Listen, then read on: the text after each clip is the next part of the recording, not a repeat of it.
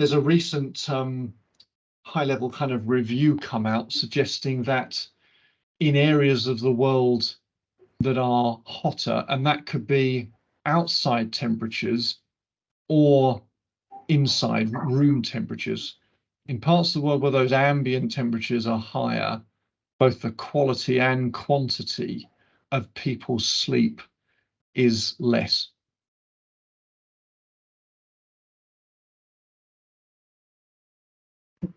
Sometimes termed poetically the desired state of consciousness. We sleep about a third of our lives. We experience it nigh on every day. We look forward to it. We desire it. We often feel envy when we see someone else experiencing it when we're not. And yet still, sleep is a mysterious part of our existence. What's sleep really for? How much sleep do we really need? And what extreme environmental situations affect our sleep detrimentally? Well, I'm going to put these questions and many more to sleep expert and all-round human physiologist, Dr. Shawnda Morrison. Shawnda, welcome. Hello, it's good to be here. I like the quotes that you started off with our talk. I think sleep in its basic form and defined in some of the manuals that we use for scoring sleep, it's defined simply as a state of voluntary unconsciousness. So it means that you haven't had an injury, it means that there's no disease state, that it is a desired state of unconsciousness. People want to go to sleep, as you mentioned, and it's part of being a human, and it's part of our circadian rhythms, our general body function. So in its general state, sleep is just a different form of consciousness. Okay. That's a good shorthand explanation for sleep. That makes sense to me, right? But of course, as with all these things, as with everything in biology, we can go so deeper and deeper, almost infinitely so. So one point is that sleep has a number of different stages, as if different parts of our time asleep are to some degree doing different things for us. What do we know about those different stages of sleep? Yes, so we have three different states of consciousness. The first is being awake. The second two involve sleep, like you mentioned. And one part of sleep is called REM, the rapid eye movement part of sleep. This is usually the time when you're dreaming. And it's when your body, in some ways, is most like the waking state. So when we're measuring and looking and researching sleep, we can measure sleep in a number of different ways, and I'm sure we'll get into that later. But one of the definitions of sleep is looking at the brain activity, as you mentioned. And so basically you can have brain activity that looks awake and very high arousal levels, and there's high vigilance, and you're conscious. And then there are second stages within non-REM and REM sleep. So as I just mentioned, REM involves dreaming often, but there's a funny situation with REM where you don't want your muscles moving and convulsing as you're dreaming and running around and fighting superheroes. So neurotransmitters and different cascading events in the body make it so that the muscles are behaving slightly differently. So in earlier times, researchers would call REM sleep like what is the term when it's like a contradictory state, I think I would say. Okay. And then the non-REM stages, there are usually 3 involved with that. In the past, researchers had 4, but they merged 2 together because they were acting very similarly. Mm-hmm. So basically, you want to fall asleep, you go to your room, it's nighttime, you're going to fall asleep, you lie down you hit your head on the pillow. What happens? You hit the stage 1 sleep, the non-REM sleep first. This is when your breathing starts to slow down, your heart rate slows down, there are changes in your brainwave activity. And this stage 1 usually lasts about 5 minutes. Is that the period, Shawnda, when, well, for me, I don't know if it's the same for everybody else. I start thinking weird thoughts, like incoherent thoughts. I think I tell myself I start thinking rubbish. Does that make any sense?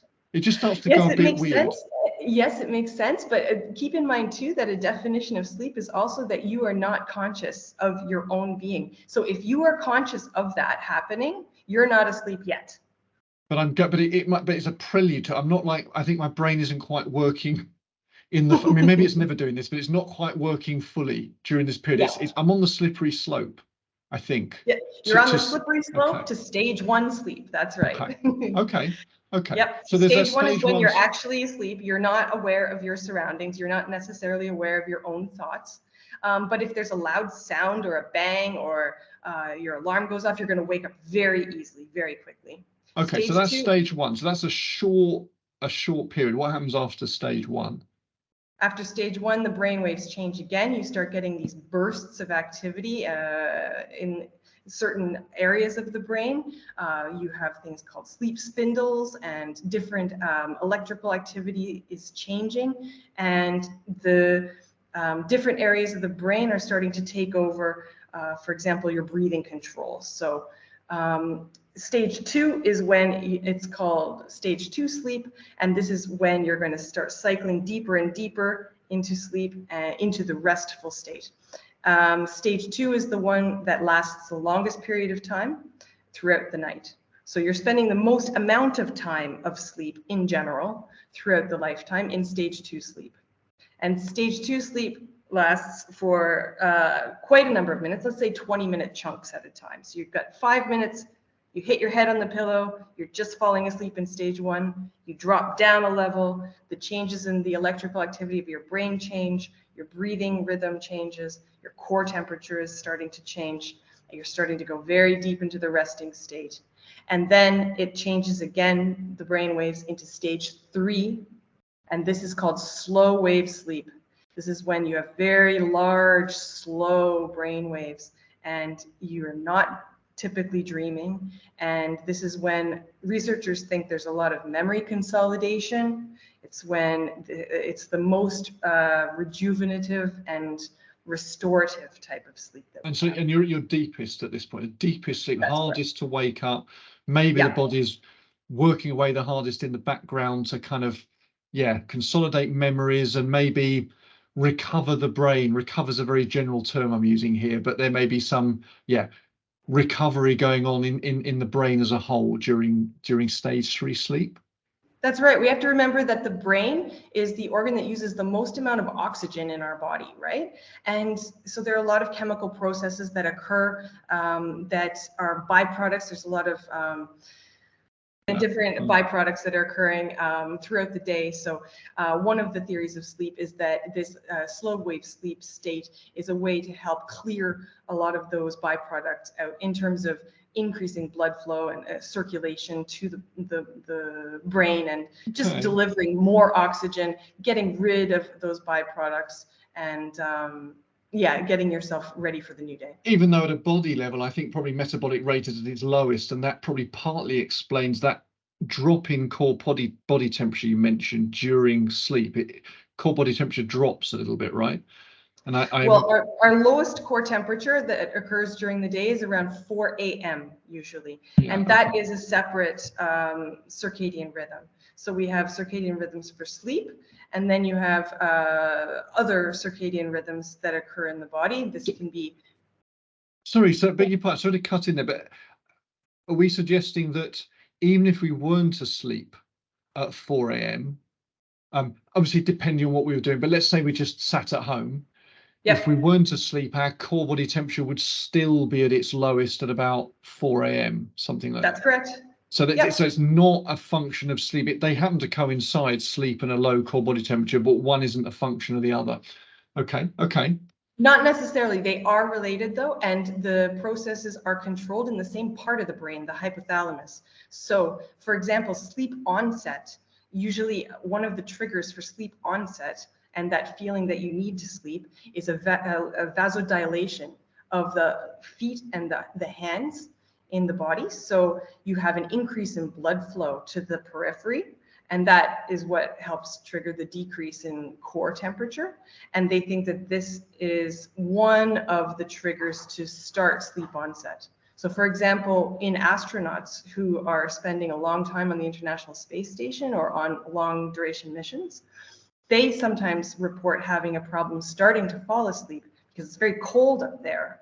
And if your hands and your feet are very cold, it makes it very difficult to fall asleep. So there was actually a study done by some scientists where they had one group of astronauts wearing very warm woolly socks and another group of astronauts not. And they wanted to see if that would affect the comfort and the sleep onset of the astronauts. And they found out that, in fact, it did.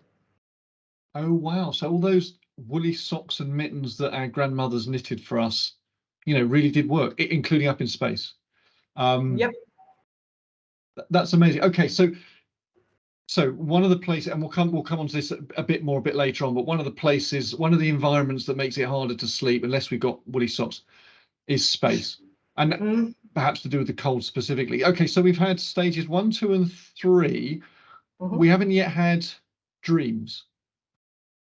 They occur in REM sleep, rapid eye movement sleep, and it's called rapid eye movement because how we determine which stage someone is in at any given time. We can talk about this, how we measure sleep, but the most accurate way to measure sleep is in a hospital setting where you can actually measure what is happening in the brain at any given time. And the rapid eye movement is because we're measuring the eye muscles on the side, and during this stage the brain waves change again from those long, very slow amplitudes of slow wave sleep back to what looks like stage 1 or awake. So if you're unsure as you're reading the monitors, or if you've stepped away and you come back and you're looking at the computer monitors, you might mistaken the person for being awake, but in fact they are not. They are asleep and dreaming, and one of the criteria for scoring whether or not this is happening is these rapid movements in the small musculature next to the eye. So from what you described, stage 3 sleep and REM sleep seem to have functional value. Well, the stage 3 we apportion to restorative value. The sleeping, it's less clear, but we probably wouldn't do it unless there was some value in it, reliving experiences, reinterpreting what's happened during the day or in the past, or there's probably some value per se to dreaming. But there's also this quite long period, this stage 2. And I wonder whether, I'm talking superficially, but I wonder whether part of the reason to sleep, only part of it, is simply to not be awake. In other words, take an animal, it could be a human being, it could be a different animal, that forages during the day and gets attacked by predators at night. Well, a key adaptation would be to not be bumbling around in the dark, trying to forage suboptimally and then get attacked by something. Do you know what I mean? So step 1 might be just make sure that animal is out of harm's way. And so we might not need 8 hours to get all our restorative sleep and all this business done, but it's best if we're out of the way for 8 hours. It's a good theory. Okay, well we'll leave it at that. Okay, so but that brings us on to how important is sleep, and we had a little bit of email about this before this talk, of course. So one of the things that frustrates me a little bit, and you may view this differently to me, and your views would take precedent, I guess, but one of the things that frustrates me is that I think scientists that talk about sleep and supposed sleep experts, and they may be sleep experts, are very often very quick to say, if you're not getting 7 or 8 hours sort of reasonably consistently, then that's suboptimal for you in terms of long term. Maybe if someone gets not much sleep one night, they're sleepy the next day and it's not great. And I think that's probably fairly clear on the average. But if someone goes through their adult life, let's say, getting 5.5 or 6 hours sleep a night. Is there actually any evidence, and of course it depends on the individual, but on the average, is there actually any evidence that that causes them any long-term problems? I would say in general, yes. I would say in general, the meta-analyses and when you look at any one individual study of 20, 40, 100 people, the evidence is not so strong. But when you group them all together, it can show fairly strong trends or associations, maybe not a causal effect, but certainly an association between these. And there is pretty strong evidence that reduced nocturnal nighttime sleeping, less than 7 hours in adults across the lifespan, does increase one's risk for diabetes, for obesity, for cardiovascular diseases. And so, yes, I would say for those non-communicable disease states, there is a slight increased risk of sleep that is less than 7 duration. But as you say, I hours. mean, it may not be, there's a correlation. It's very difficult to show causation. There could be causation there. Yeah. But one imagines that people who are not sleeping well, a number of other things could be going on in their lives that make it more likely that they'll have cardiovascular disease or diabetes or something like that. It's very difficult. I mean, that's true, but the science, the formulas that they're using and the statistics they're using take that into account. And sleep is its own factor as well. So they'll look at age and smoking and dietary habits, and sleep will be one of those. Put it into a formula, see which proportion of what factor is affecting. And I think that sleep is its own factor as well in that case. So controlling for other things that might associate with not sleeping very much. Yeah, medications is a big one as well. Yeah, that's a good point. Now, as I understand it, again, correct me if I'm wrong, if we go through a period, well, it may even just be one night of not sleeping enough, the next night our body doesn't just do the same thing it would have done normally. Sleeping adjusts. So in other words, so you describe these different stages of sleep. Mm-hmm. But in a night of, let's say, catch up, we would spend a longer proportion of that time asleep in the deeper stages of sleep. Is that true? I'm not sure if that's true. I think most sleep scientists do not like the term catching up. We use the term, the sleep is just lost. It's not like you can make up sleep. Once it's gone, it's gone. We have 24 hours to do our 24-hour movement behavior of physical activity, sedentary behavior, and sleep. And if you miss out on 8 hours in that epoch of time, it's just gone. Now, one thing that is true is the sleep pressure. We call it sleep pressure or inertia. That's the feeling that you get that you really want to sleep. That increases over time. So if you are, for example, on a military deployment, or if you are pulling an all-nighter for an exam, for example, there'll be a few points where you're going to be overwhelmed with this urge to fall asleep. And there are lots of research studies in animals and humans where the researchers will keep people awake against that sleep pressure to see the different physiological and cognitive function changes that occur. Mm-hmm. So I would say there's also a very big difference when we're talking about sleep deprivation, whether we're talking about, say, within the first 24 hours, like you said, maybe you just you're jet lagged, or you're out for a late night concert, or you've missed it for whatever reason, versus sleep deprivation in like an occupational setting where maybe people are out somewhere and they can't get 8 hours or 7 hours. They're getting 1 or 2 in these little chunks.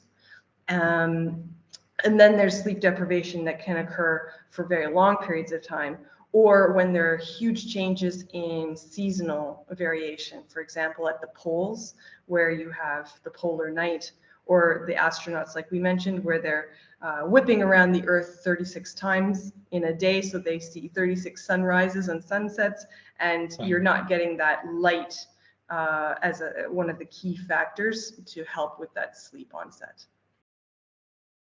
Okay. So I guess my question back to you is, what kind of sleep deprivation do you want to talk about? Well, okay, so let's say somebody doesn't sleep well for whatever reason, and then maybe the reason matters, but let's say for 2 or 3 nights, let's say they're getting 5 hours when they'd like to have 8. Okay. So Yeah. probably after those 3 days, they're struggling. But for some people, I think it's the case that just one good night's sleep, an 8-hour set, maybe a couple, and they're back. They're feeling, now that may not be the same as what's going on physiologically, but they're feeling that they've caught up. Okay, I take your point. You kind of can't gain time that you've lost, but within themselves, at least, they feel better. Now, if that's, well, that's their feeling. If that's Are you somehow asking, does that reasonable. feeling correspond to physiological factors? Is that what you're Yeah, well, asking? okay, let's start with that. Yeah. So is their feeling a reasonable reflection of a physiological bounce back after one, let's say, or maybe 2 good nights sleep? It's an interesting thought experiment we're on right now. I would say in your example here, you're talking a lot like it's jet lag or social jet lag. And this is a phenomenon when people have a very different sleep schedule on the weekends versus during the weekdays. And so this is what you're talking about. Maybe you're going out on a Friday and a Saturday night and you're only getting 4 or 5 hours sleep. Maybe you have to work on the weekend. And then on Sunday, for example, you have a day off and you're just going to sleep in until noon. And then you're going to feel much better. So you're basically, if I may summarize, you're asking me to explain this phenomenon. Like, so you've missed 2 in a row, you've only slept 3 or 4 hours. It can go one of 2 ways, because once you start changing your sleep onset and the time you fall asleep, your body wants to maintain homeostasis. It wants to make itself the most efficient that it possibly can. And our bodies are really good at changing very quickly. So if you have 3 or 4 nights in a row where you have gone to sleep at 2 a.m., it could be that now your body is fine with that in some ways, and falling asleep before midnight will be more difficult. It'll be like you jet lagged yourself. But I would also say that for people who want to, let's say, catch up, shift workers, or if you're feeling that sleep deprivation pressure and you desperately are tired, that has implications for cognitive function, for mood state, for emotional stability, for example, like how well you can manage your anger or frustration. And these are all measurable effects to having poor sleep. So So it'd be I think it's interesting. It would be really interesting. important to fall asleep on that Sunday and let's say catch up, even though that's not what the scientists would say. But Yeah, see, this is where I would say as a regular person, you should catch up, sleep until you feel like you have been restored. Okay. And I wonder whether, so I don't want to belabor this point, but one more point. I wonder, so someone's losing sleep night on night for whatever reasons, and they're getting more tetchy, their cognitive function isn't as good. They are, and then if they get a good night's sleep, maybe they sleep as well for an extra hour, let's say, or something like that. Oh, I have a good night's sleep, and they feel great the next day. If they do. I think some people do, some people don't. And they're not tetchy. And, their cognitive capacity, does seem as good as normal. Are they back? Are they physiologically and cognitively back? I mean, if the measurements suggest that they are, then let's say they had three nights sleep where they got 5 rather than 8 hours, right? So they're losing 3 hours a time. That's 9 hours, quite a lot to lose over 3 days. And then they have a big night a small night, if you like, where they sleep a lot. So they get 9 hours of sleep, right? So they were, what did I say? Sort of 3 hours down. So they're 9 hours down. They've regained an hour by sleeping extra. So they're 8 hours down, and yet they feel much better, but they're a whole night's sleep down. So if that's the case, that suggests that losing sleep and then recovering from a good night's sleep isn't analogous to money in a bank account. If you've got £100 or $100 or whatever it is in a bank account, and you spend 20 and then you spend another 20, you're down to 60. And the only way to recover back to 100 is to put 40 back into the bank account.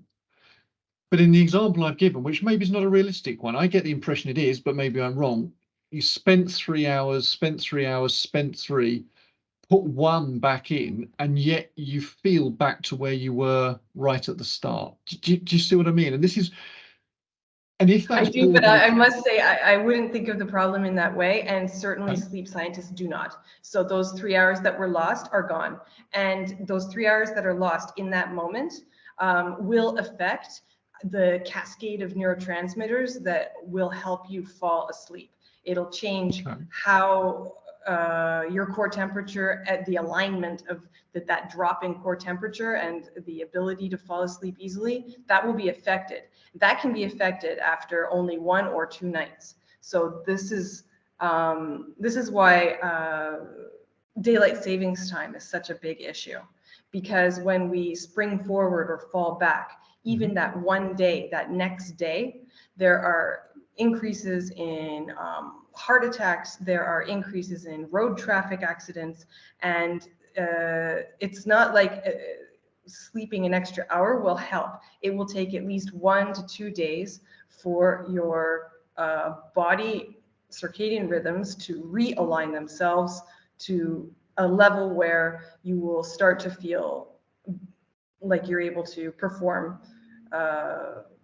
at your potential again. And so there are stats, I think that's right, and there are national level stats, maybe international level stats, indicating that those times of the year where the clocks change, spring forward, the clocks go forward an hour in the spring, or fall back, the clocks go back an hour in autumn, that in the days or the day subsequent to that clock change, there are more car crashes and various accidents and those sorts of things. I think that is shown in national level statistics. Is that true? That's correct. And in fact, the American Association for Sleep Medicine, they issued a position stand a few years ago, within the past 5 years, to advocate for abolishing those changes.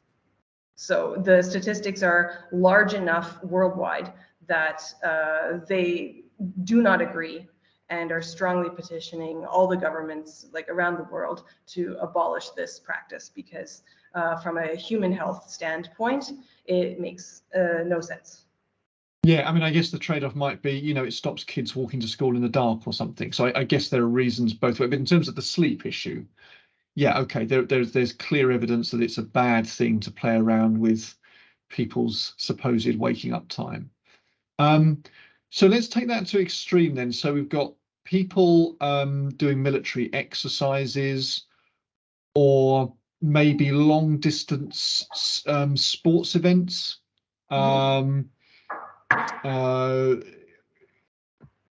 space missions.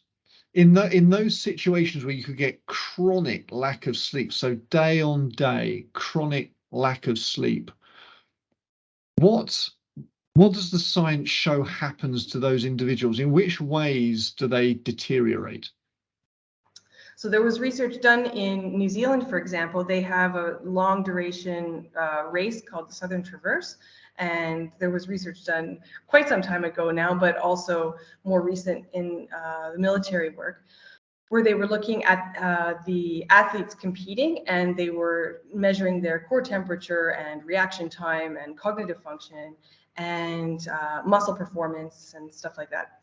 And these races typically last maybe 3 to 4 days, where people are exercising as fast and as hard as they can in very extreme wilderness conditions with little to no sleep, especially those first 24 hours, because the researchers found that the participants would exercise and work really hard in that first day and hit a kind of a steady state. So the people who made it out front and worked really hard in that first day, they were often the ones to maintain that lead over time, because everybody found a level that was able to be sustained day in and day out.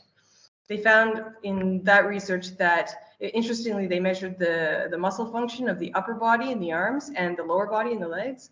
And they found that muscle function and strength and power and performance was reduced in both the arms and the legs. And they found that interesting because when you're running or biking, or most of the event conditions involved mostly the legs. There was a bit of kayaking as well, but or canoeing, depending on the type of race it was. But for the most part, you're hiking, running, biking, tramping. And so they were expecting to see the decreases more in the legs, obviously. And they found decreases in both. They also found decreases in cognitive function and reaction time, especially within those first 24 hours. So decreases in a bit of everything, really. I mean, but the mechanisms aren't understood, presumably. Why would a lack of sleep mess up people's legs? We don't know, I guess, yet. Yeah, I would say that it's really hard to make those connections. Yes. Okay. Well, something to aspire to. Something to aspire to. But okay. So all in all, and so there must be limits. I mean, even in the military and things, when they're on exercise, soldiers are practicing. I guess there are limits to how much the marches that they're required to do anyway, the routines day on day, how much those are allowed to incorporate a purposeful lack of sleep, because they otherwise put them it in would. Conditions, especially the British military, have had a lot of work done in cold conditions, non-freezing cold injuries in the extremities, working outside in rainy conditions for many days. A lot of the literature has looked at say 5-day or 10-day protocols where people are in a trench warfare scenario. And it's interesting because in those scenarios, they found that sleep deprivation causes a greater incidence of hypothermia. So people are not able to regulate their core temperature as effectively when sleep has been manipulated. So it's so severe that you can have a greater incidence of soldiers and people having hypothermia because of that lack of sleep. Now, why?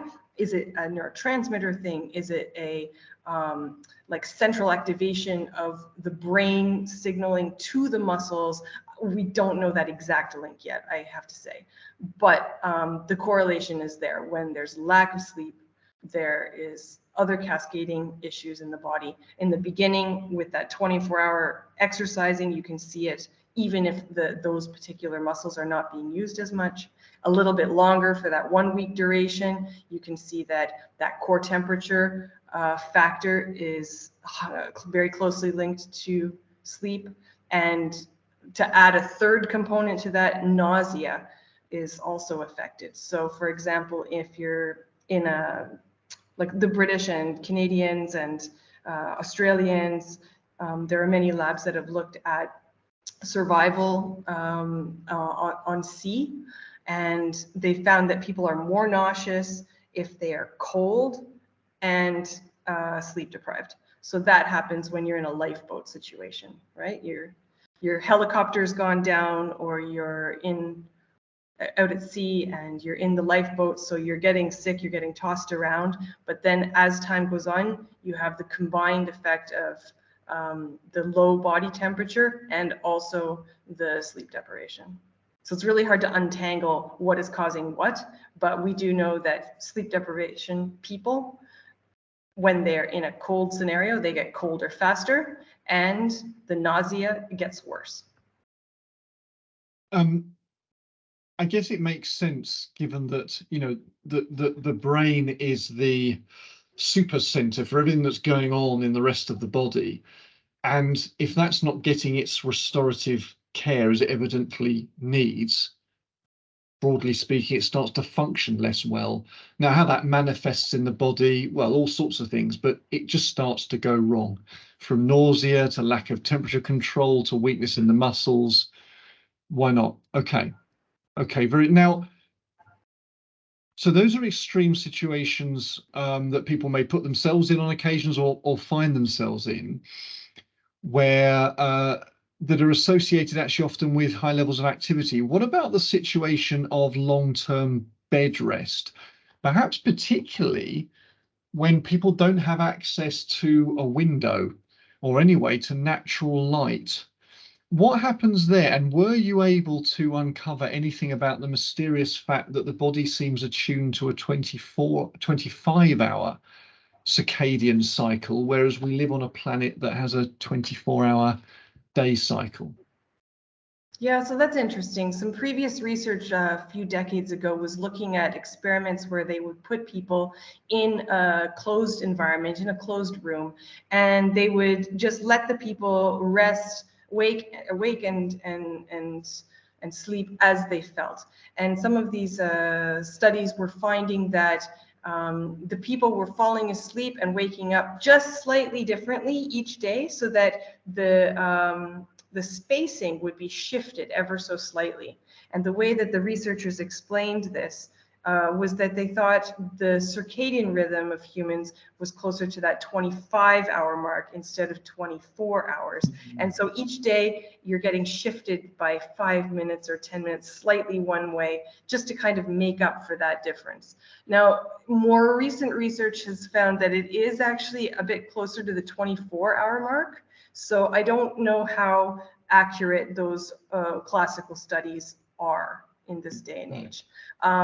It also is not really applicable to most people. So I would push back gently on that and say, actually, I think we are closer to that 24-hour than some of those original studies found. And for most people living on planet Earth, as you mentioned, the most important factor for regulation of circadian rhythm is light, and specifically bright light that hits the eye. And that's because the nerves in the back of the eye that travel into the brain, they send a really strong signal to some of these neurons and nerve clusters that it's daylight. And so this has a huge implication on all of those neurotransmitters in the brain. It helps keep the person awake and vigilant. And then when there's no light hitting the eye, or it's dark, then that helps create the onset for sleep.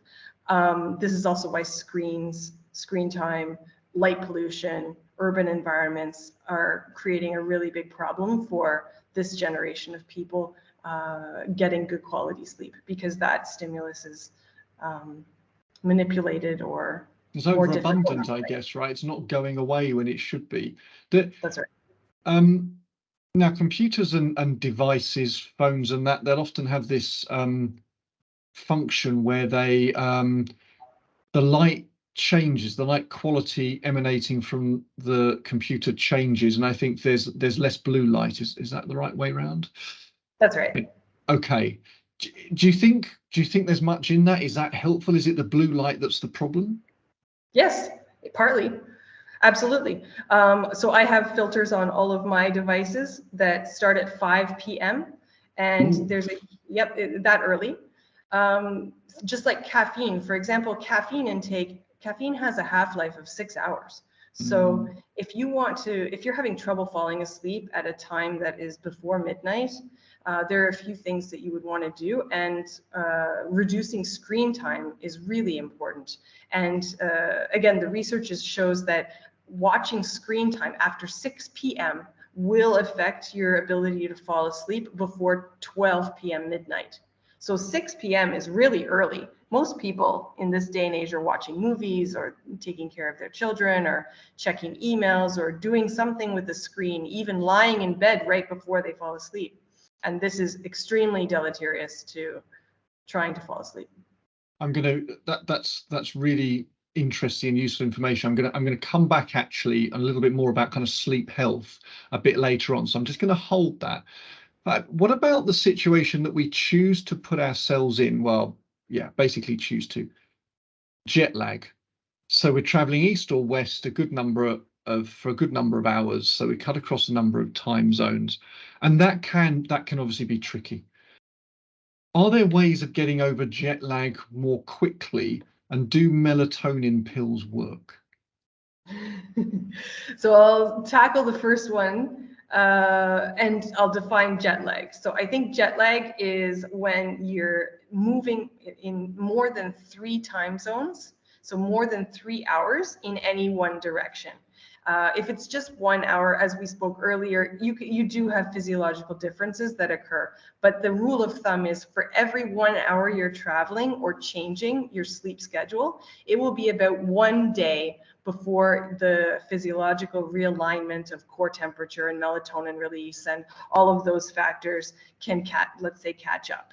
So if the spring forward fallback clock changes are only 1 hour, it takes 1 or 2 days for people to start to, again, feel better and regulate themselves properly.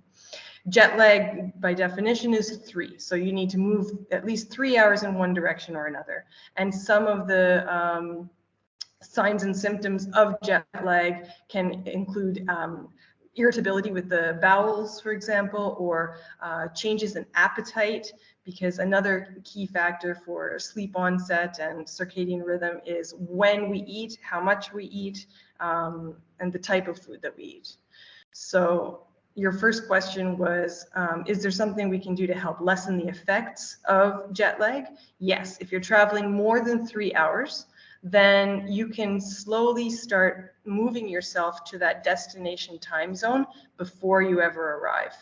So sleep experts usually describe, if you want to move your clock forward or back or make adjustments one way or the other, you should do it in 15-minute increments. So one day you go to bed 15 minutes earlier than before, and then the next day 15 minutes, and then the next day 15 minutes, until you get yourself to where you need to be.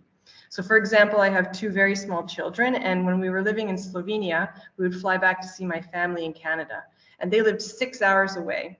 So when it was 12 o'clock noon our time, it was 6 p.m. in Canada. And this is really problematic for very tiny children who are like 2 and 4 years old, because they're going to not be tired when you want them to be, or they're going to be extremely tired when you do not want them to be. So before we would go to Canada, I would let them stay up super late, about the week before we'd leave. Every day they'd get to stay up later and later and later until they were going to bed. Their normal bedtime was, say, 7 p.m., but that would be noon in Canada or 1 o'clock. So I'd let them stay up later and later until around 10 or 11 before flying to Canada, and then they would be good to go 1 or 2 days later. It was really helpful.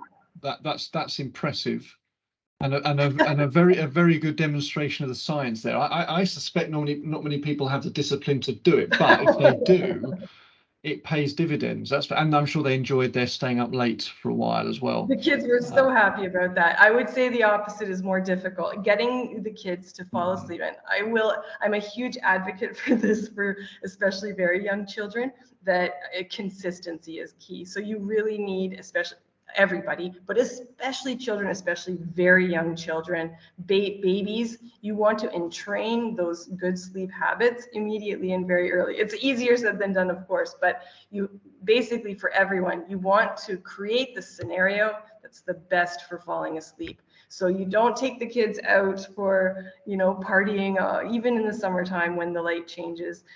Every single day you try and do it exactly the same. And then their behavior is better. They're able to learn better. They're able to sleep better.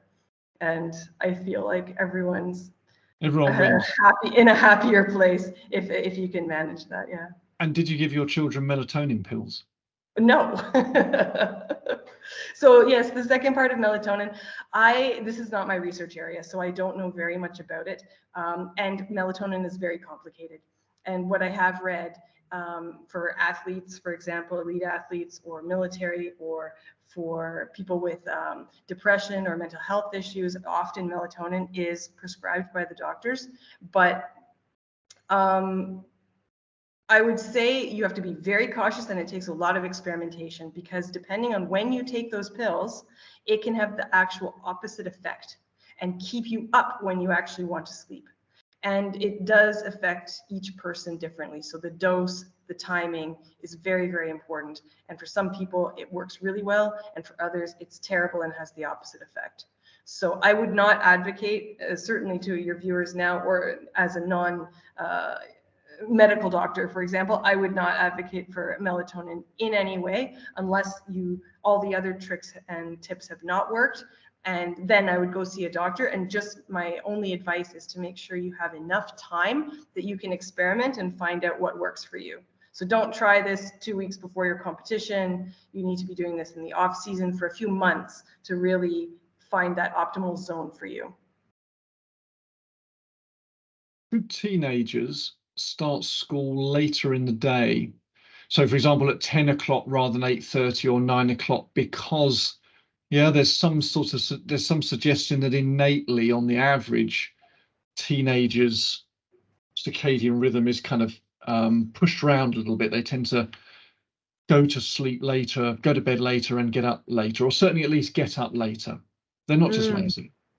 No, they're not just lazy, and sleep across the lifespan changes drastically. It's really important. So an infant's sleep schedule it can be 16 to 18 hours, in fact, but in different chunks. And the proportion of time they are spending in those different sleep stages is very different compared to someone who's, say, 65 years or older. So teenagers have a developing brain. That's the most important factor. That I think that there's a huge difference between infants and then children and then teenagers as well. And it does all have to do with the developmental process. So young children, they naturally get up earlier, as many parents know. They'll be up happily at 6 or 7 a.m. And it's much better for them to go to kindergarten or schools, especially those primary education, earlier in the day. But you're absolutely right. Teenagers, I don't know the exact age, but as you mature, those change. And it's true that, for example, in Finland, they're widely recognized as having one of the best education systems in the world. The children in Finland and the teenagers there, they have very little homework. They don't have work assigned to them to do at home. And their day starts between 9 and 9:30, so quite later than other areas of the world where school will start as early as 7 or 7:30. So I think 10 o'clock's a bit extreme, and that doesn't match with, society right now and work schedules for parents and the way that that's set up. I think 10 o'clock is probably a bit too late, in fact, but certainly something in the realm of 9 or 9:30 is both feasible and advisable. Let's talk a little bit more about the effects of extreme environments on sleep. So these are kind of crazy situations that most people won't find themselves in most of the time. I think it's fair to say. Well, actually, I've got three here. Well, I've got space. I think I'm right about that. Who knows what the next generation will experience? But space and which we've touched on. So maybe we've covered space, but there's also hypoxia, so lack of oxygen. So I think that's a rare one. I'd like to talk about that. But okay, the other one is heat, and right, a lot of people experience that, and progressively more will in a warming world. Perhaps we could.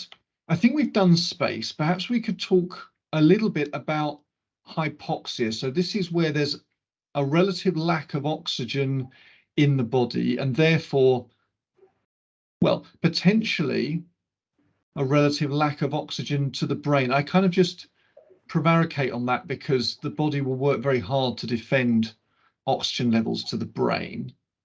Nonetheless, sorry, perhaps you could pick up the story then. So there are situations of hypoxia to the brain, and sleep has been assessed in these situations. Yes, absolutely. So this can occur for a number of reasons. One could be, again, in those military situations or sporting context where people find themselves at high altitude for long periods of time. And high altitude is considered over 2,500 meters or more. And this has a really drastic effect on breathing control. So you can find yourself, the tissues in your body can find themselves with less oxygen under scenarios where you're at high altitude or through disease states as well. So I think those are the two primary reasons why one would find that there's less oxygen circulating around the body, and that would indeed have the effect of less oxygen in the brain. So some of the research that we did here in Slovenia was looking at bed rest studies when people are in bed for long periods of time as a model for spaceflight and aging. So people will lie in bed and reduce that gravitational force on their body, and we will monitor what happens to their bones, the cardiovascular system, sleep, for example. And we found that in those scenarios, even when people were lying and resting for 21 days, for example, that their ability to fall asleep quickly and cycle properly in those sleep stages, it was badly affected. Now, if you add hypoxia to that, or high altitude scenarios, there's a problem with breathing. Breathing control and the drive to breathe is affected when people have high altitude and hypoxic scenarios. And so this will affect how they breathe at night. And you can see this on the electrical traces that we measure. And so people will physically stop breathing for many seconds at a time, and the amount of oxygen that's circulating around their body and their brains goes down. And then, because it goes down, the brain panics and says, oh my God, I have to breathe. And you'll have a huge increase in breathing because you need to get that influx. But then they'll see there's a huge influx of oxygen and you'll stop breathing again. It'll be like, oh good, I'm sweet. And it stops again for a long period of time, 3, 4, 5 seconds, until that saturation level goes down again. And then the brain panics again and goes, I have to breathe. And they breathe again. The effect of this, being at high altitude for very long periods of time, is that the sympathetic system in the body is very high. So it affects blood pressure. It affects how basically it puts you at greater risk for cardiovascular events. It's a very bad scenario to be in for a very long period of time. This same phenomenon can be seen in people who are obese and have obstructive sleep apnea. So what we were talking about at high altitude was called central sleep apnea. So it's an issue with the brain and the signaling and the drive to breathe. Whereas when people are obese, or maybe they have different structures that are impeding the natural flow of air because of structural changes in the way that their body is made, or maybe medications, or maybe weight, then that's different. Then the breathing is obstructed because of these structural changes, and the same thing happens. People try to breathe in, but because their musculature is relaxed and they're lying down and gravity is acting on their body, they're not able to breathe in properly. They have to exert a huge amount of muscular force to take that first breath, and then it stops again. So this is where it's a very common problem, especially in modern Western civilizations right now. And people who are snoring a lot, that's a warning sign. Their bed partner should follow up with their doctor, because these people might have an obstruction in their breathing. I'm not particularly into boats and ships, but a colleague of mine here at university has a small sailing ship, and we spent a couple of days going between the south coast of England and the Isle of Wight on his sailing ship, which was great fun. But one thing that was actually, talking about sleep deprivation, one thing that was quite difficult was sleeping on the boat. Yeah. Very small berths, and I was in a little part of this. I mean, it's a 20 or 30 foot boat at best, or 30 foot probably or something. And I was in the back part with another chap, and wow, did I not sleep, because he got to sleep before me. And to say that he snored was an understatement. And I'm not an expert on these things, but I'm pretty certain he had obstructive sleep apnea. It was pretty brutal. Yeah. And I did very gently say, lovely guy, and I did say to him very gently the next day, I recommend, no, I couldn't say recommend, but I'd suggest from what I heard that you kind of get that looked at, because it really did sound like he was silent for quite some time, and then there was a sort of rupture, and then, like a pig, frankly, and snorting away for a bit, and then very quiet again. So I think, and I suspect he wasn't sleeping very well, because I think the brain wakes, of course, during those periods of air hunger. I'm glad you mentioned that, bringing it back to that sleep architecture. So people who do have the obstructive sleep apnea, central sleep apnea, they're not able to get into that slow wave deep sleep properly, or REM, and they're continuously waking up. So what we call sleep architecture, like how those waves look over time across the whole night, people will be waking up so often that it'll really affect their sleep quality, and they will not have the restorative sleep that they need. But more importantly, also, you have a lot of the cardiovascular and physiological effects of the stress that that body is going under. So it's a huge problem, and you're at a very high increased rate for cardiovascular events like stroke or heart attack. In terms of hypoxia, so let's say sleeping while up a mountain or just at high altitude, I wonder if up to a point the body over time will adapt to some degree. I mean, there are people. We did research on that in Antarctica, actually, because there right. are people who work in Antarctica for up to 1 year or 13 months duration in some of these scenarios, doing research. Because the plateau, so the plateau of Antarctica is about 3.5 kilometers, I think, high, 3,500 meters. So that's right. pretty high above sea level. That's right. And that's enough to see these phenomena that we're talking about. They're also confined, so they're not doing a lot of physical activity. And they also have the changes in the daylight versus nighttime. So it's really a very otherworldly experience. And it's used often as a model for Mars or in the spaceflight context. So we've done studies there looking at polysomnography and those brain waves that are occurring across the sleep stages, and the breathing as well.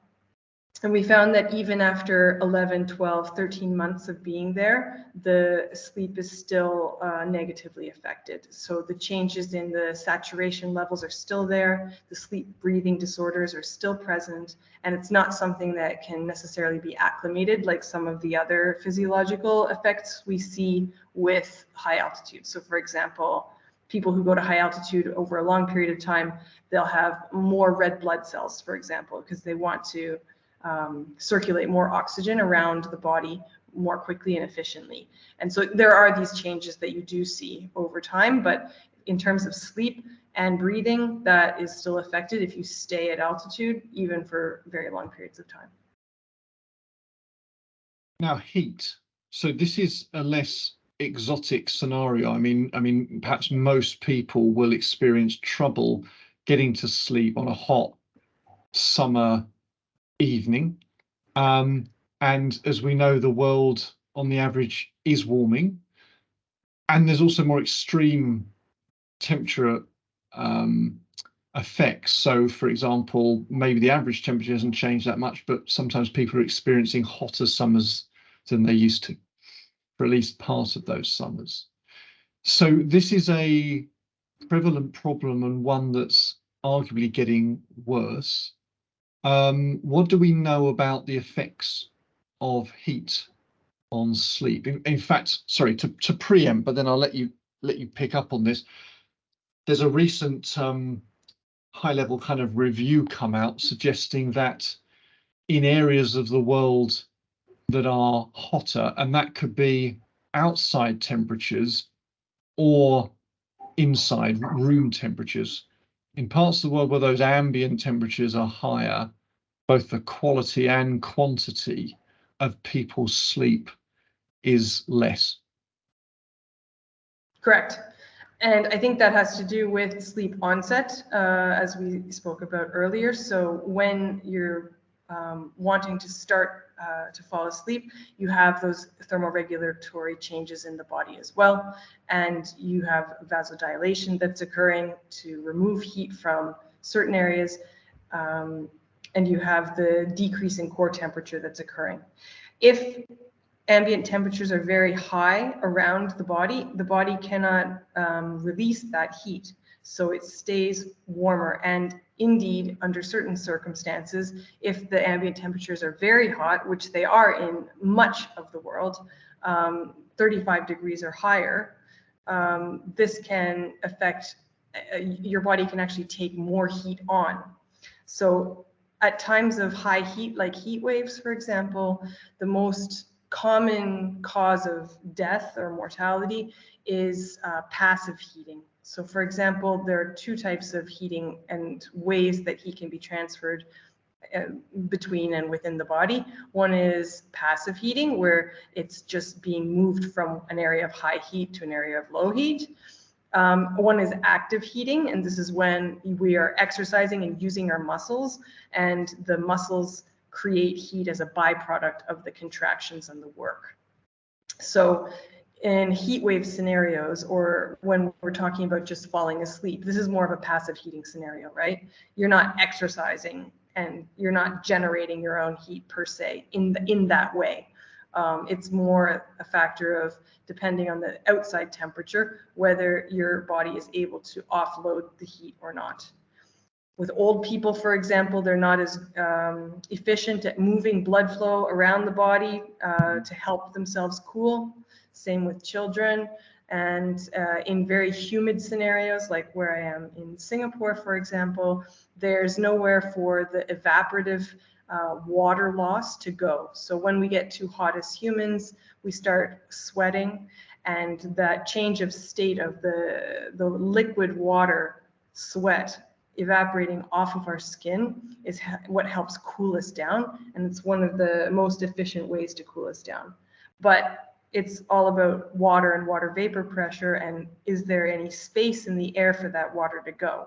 If there's no space, if you're at 80%, 90% humidity, then the water is just going to drip off your skin and you're not going to get cooler. So I think it's a huge issue worldwide. It's one of the reasons we're here in Singapore, because there's not as much research done on people who were born, live, and work in tropical environments. So we're not sure whether there are differences in the pattern or the amount or how they sweat or the sweat composition, and whether, for example, people who are in a tropical environment, maybe they are just always heat acclimated, and this is a really efficient way of living. So maybe they aren't sweating as much as people from non-tropical areas because they found other more efficient ways of cooling. Or maybe it's because they in fact are at greater risk, that it's basically thermodynamics. It's how much heat can get moved from one area to another, and they might be even at greater risk because they're living in a tropical environment. So this is a problem with us now, and a problem that's likely to grow based on current environmental trends. I guess if everyone had air conditioning in their homes, which of course they don't, but if everyone did, that might solve the problem. It pushes more heat out into the external environment. But you think that wouldn't be enough to solve the issue? I think that's a huge problem, and the world right now, and WHO and some of the main bodies that are looking into these problems are not advocating for air conditioning everywhere, because it's not feasible. It will increase the global warming catastrophically. And I see that you have a working fan behind you. There's a lot of research that's been done right now, especially out of a group from Australia, who are looking at non-air conditioning ways of maintaining, like reducing that heat health risk, but using non-air conditioning solutions. And they found that using a fan is really effective at cooling under certain conditions. Also, having cool compresses, cool water that you can put on your forehead or your hands, putting your hands in cool water. This can help increase that heat sink and move the heat out of the body in a more efficient way. So actually, there's some quite basic ways that could help, not necessarily a need or a value for air conditioning. And I do think fans are underestimated. Just that movement of air across the body really does help. I remember being in Brazil a few years ago, air-conditioned room, lying on a bed. Maybe I'd gone to sleep. I woke up and kind of the area of my body where the fan had blown the air was dry. and the other bits, you know, kind of almost like stripes across the body. The other bits where the fan hadn't got were sweaty. But, you know, the fans do work pretty well. Shawnda, just to finish within that context of the importance of sleep and you know the concerns about getting sleep when it's hot, and we're coming into the summer here in the northern hemisphere. What would be your advice? Maybe 3 tips, or maybe however many tips you think for good sleep health. What should people be doing if they're seeking to get a good or a better night's sleep? There are so many things that we can do, and it's all about consistency. And of course, I'm speaking for regular healthy adults, for example. Medications, as I mentioned, are a big issue because they can affect sleep quality. So I think if you're just a person who's been, if you've made it this far in the video, congratulations and thank you for listening. I think the take-home message would be, if you want to fall asleep more easily and earlier, so let's say you're having a hard time getting to sleep before midnight, it's very important not to exercise at night. So do your exercise before 6 p.m., reduce the screen times, again, before 6, but okay, let's be realistic, maybe 8 p.m. Make sure you do have those blue light filters activated on all your devices. Try sleeping without having your phone in your room. Get an old-fashioned alarm clock so that you're not looking at your device, and leave your phone like a landline somewhere else outside of the bedroom. And if you go to your bed, it's really important to have a space that's dedicated just for sleep. So even if you're in a one-room house, or your place is not so big, make sure that your bed is reserved only for sleeping. And if you're not tired, you get up, you physically get up and sit in an armchair and read or listen to music or do something else until that feeling of sleep and restfulness comes over you. And then the final thing would be also to eat, again, not too late at night. So that's for if you're having trouble falling asleep, yeah, do those things. If you want to try and push yourself in the other direction, some people have a really hard time staying up at night, and they get sleepy around 7 p.m., like right after dinner, and they'll want to sleep at 7. This is also very difficult in modern society, and it's ideal to go to bed between, say, around 10 o'clock, you know? So if you're going to bed at 6 or 7 p.m., this is very early. And waking up at 4 a.m., waking up before 4 a.m. is one of the criteria for these circadian offset disorders. So you really should be trying to fall asleep in the zone of that 10 o'clock p.m. So if you are falling asleep early, what can you do to keep yourself awake? Because you don't want to be drinking caffeine or doing exercise. No, right? you don't want to do that. That's going to affect all of the cascade of events that need to occur in your brain for sleep to start. So no, don't do that. Certainly exercise is very important, and these tips are helpful for jet lag as well. So if you are feeling very sleepy at a time that is inconvenient or not appropriate, then get outside. Number one, you need that bright light hitting your eyes. So you get outside, do some exercise, because exercise is a stimulant. It's going to help keep the body and your brain awake. And then eat your meals a little bit later as well. So go out, get sunlight, stay hydrated, eat something, and that can push you certainly 1 or 2 hours in the direction you need to go. Okay, that's great advice, and I wasn't aware of that myself. So that's very interesting here. Yes, you're right. Trying to fit in with modern society, whether it quite suits you or not, to some degree, is worth doing. And yeah, okay, some opportunities to just shift things a little bit in the right direction. Well, Shawnda, that's been super fascinating. Thank you so much. If people want to find your work and follow more of what you're doing, what's the best way for them to do that? I'm on some of the classical researcher social media, so you can just Google my name, and I'll be on Google Scholar, for example. We have ResearchGate and LinkedIn, and I have a profile here at the National University of Singapore. where we're doing research on a cutting-edge project called Cooling Singapore 2.0. This is work where we're looking at heat health risks in vulnerable populations. So we're looking at whether small children or unacclimated adults or older adults might be at greater risk for heat injury in our warming world. So yeah, I would just encourage, you can Google my name and find all of my professional contact details from National University of Singapore. Wonderful. Shawnda, thank you very much. Thank you for having me.